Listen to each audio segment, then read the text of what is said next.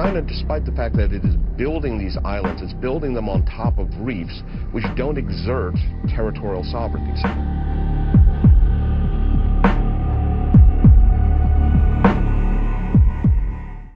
War between the United States and China could be so devastating for both countries, East Asia and the world, that it may seem unimaginable.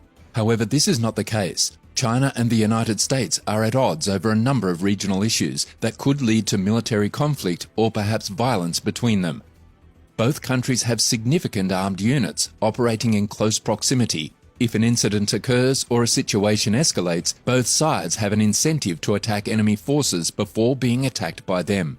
If war breaks out, both sides have enough forces, technology, industrial strength and personnel to battle across large swathes of land, sea, air, space and cyberspace. However, in 2014, China began carrying out its plan to strike 5 countries simultaneously. Over the last 10 years, the conflict in the South China Sea has been constantly in the spotlight. As China builds islands in the middle of the South China Sea, once underwater reefs have been transformed into sandy islands complete with airfields, roads, buildings and missile system bases.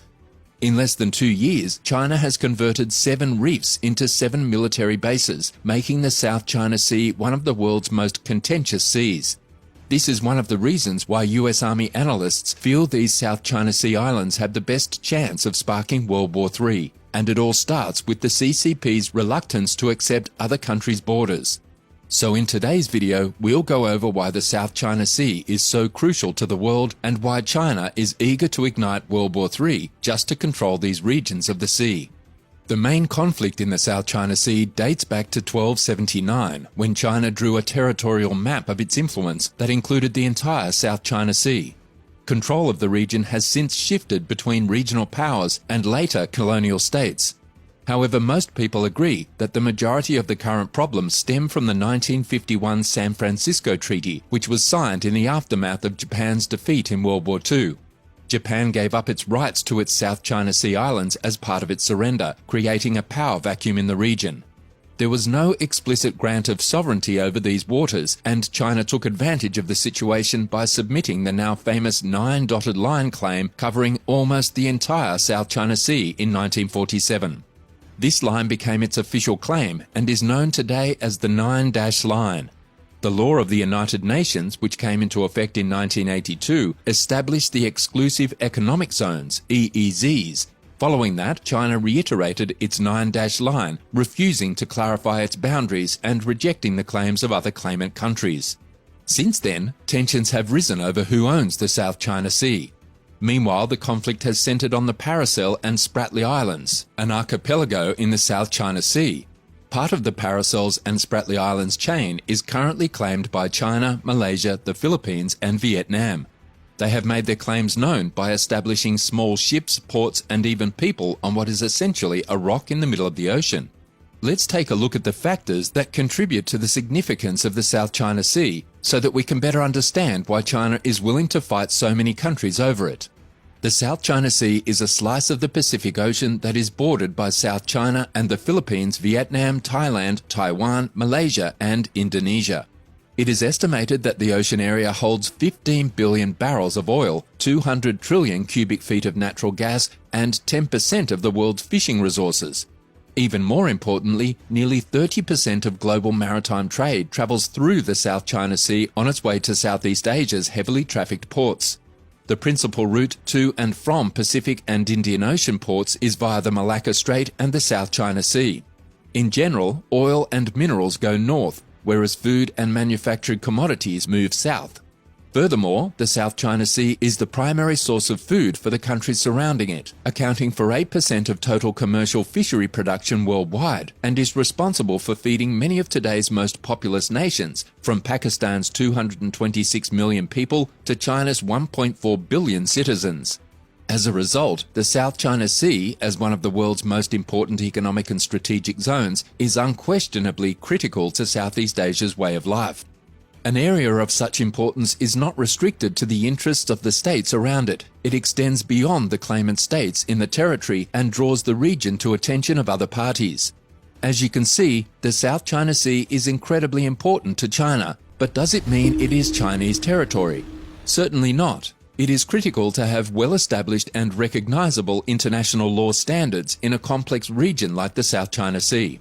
In this regard, the 1982 Treaty of Montego Bay, which is part of the United Nations Convention on the Law of the Sea, UNCLOS, represents a watershed moment in the South China Sea dispute.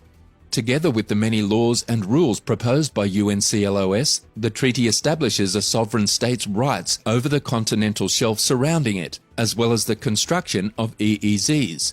As such, it serves as a significant and important source of international law for dealing with the conflict directly. In order to give credence to their claim, several of the countries involved in the conflict formally called the region that they claimed as their own. In September of 2012, the Philippine president signed an administrative order requiring all government entities to refer to the sections of the South China Sea within the Philippines as the West Philippine Sea. Similarly, in an attempt to underline its sovereignty, Indonesia dubbed the northern sections of the exclusive economic zone in the South China Sea the North Natuna Sea in 2017. During this time, the CCP begins to build its own islands in the South China Sea, and not just any islands, but military islands with a handful of military personnel, an airstrip and a missile system. Another significant reference for understanding the future of the case is the International Court of Justice ruling from the summer of 2016. The Hague Court of Justice ruled against China's claims in the South China Sea, ruling them to be without legal basis by rejecting its claims of the Nine-Dash Line as part of the case brought by the Philippines against China in 2013. However, China, which does not recognize the verdict of the International Court, has warned that it will do everything possible to safeguard its sovereignty.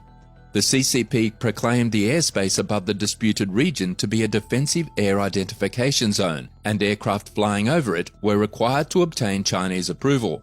This action, which they insist will only be used in defense, has strained relations between the two countries even further.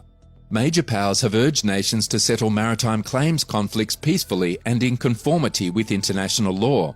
On the other hand, pointing out that the matter can only be solved amongst the region's governments, China has voiced and made clear at every opportunity that it is not happy with foreign governments internationalizing the situation. In this regard, it is also questionable that the court verdict will fully resolve the aforementioned China Sea issue. The emergence of an international legal ruling on the matter, on the other hand, may result in a new perspective on the debates over sovereignty in the South China Sea. In addition to this, there is a series of islands in the middle of the South China Sea known as the Spratly Islands that every nation is vying to claim as their own territory. The main argument is because claiming the islands allows you to extend your EEZ and gain control of more of the South China Sea. However, the Spratly Islands were ruled a ROC in 2016, therefore they do not extend any country's EEZ. This minimized the importance of the islands, but it did not mean that the conflict had ended. China has used a tactic known as the cabbage strategy to cut off supplies to foreign islands.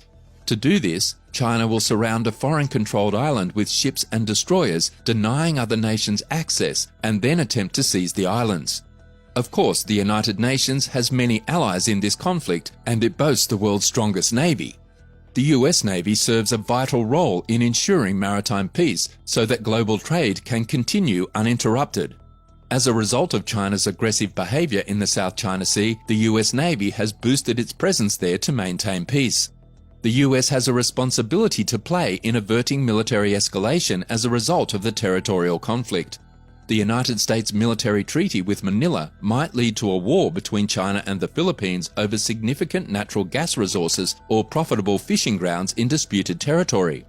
Failure of Chinese and Southeastern Asian governments to address the disputes diplomatically may undermine international maritime law and encourage destabilizing military buildups. The United States' presence in the South China Sea is critical because Beijing's claim in the South China Sea, the so-called Nine-Dash Line, threatens the centuries-old United States commitment to freedom of the seas, which has helped underpin American prosperity and security. Today it helps keep the peace between navies, keeps trade flowing freely, and ensures that everyone has an equal shot at the world's resources.